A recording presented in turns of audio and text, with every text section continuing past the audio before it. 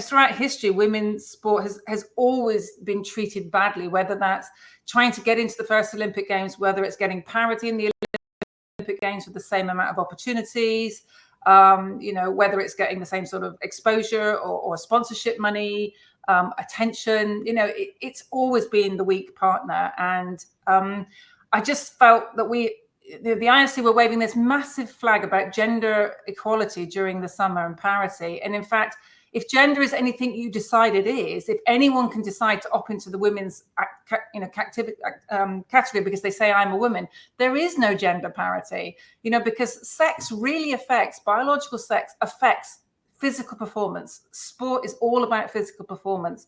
And the difference between male and female performance is huge. In some events, like boxing, for example, a male will hit 160% harder than a female. So putting a male into a boxing ring with a female is negligence.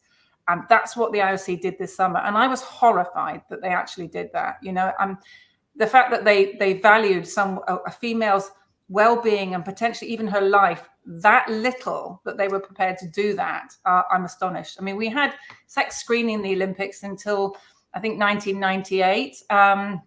They asked the female athletes whether they wanted to carry on, and over 82% said yes, they did, and they still got away. They still got rid of it. So I would love to see sex screening come back, so we can have a protected female category, and then we can have an open and inclusive category where everyone can do sport. Because of course, I want everyone to do sport. I spent my whole life trying to promote sport for everybody, and it's really important that our young people are involved in sport. But it must be fair, and we must offer people that are biologically female the opportunity to win their own categories. It's just because this only affects females. If a female was to identify as being male and go and race with the male, which they don't do, they still opt to race with the females in most instances, they're not going to win anything. Whereas what we're having is mediocre male athletes identifying as women and beating the women in their own categories of sport. And it's just not fair, and it's not safe in many instances. Contact sports and particularly combat sports, it's insane that we're doing that.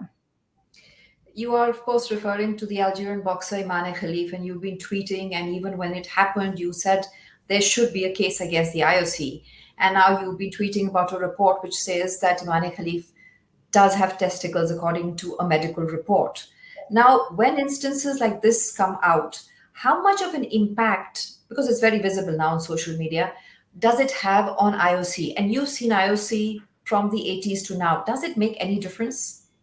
Well, they're very strong. They are an independent body who do exactly what the IOC want to do. They're not beholden to anybody. They put themselves out in Geneva to be protected by Swiss law, and they make a tremendous amount of money. And that money does not see its way back to the athletes. Again, these figures are all in the book. Everything is in the book. It's all been referenced. Everything had to be legally cleared, which is what makes it so fascinating.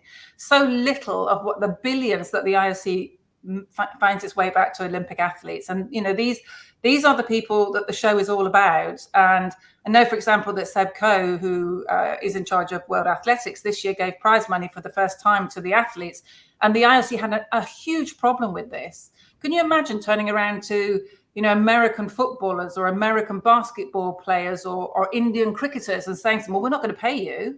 You can come and be the main activity and be the reason why millions and millions of people watch your sport around the world, but we're not going to pay you.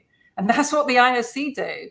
And they want to keep that control. And I must admit, they're not my favorite people, and I'm very happy to say so.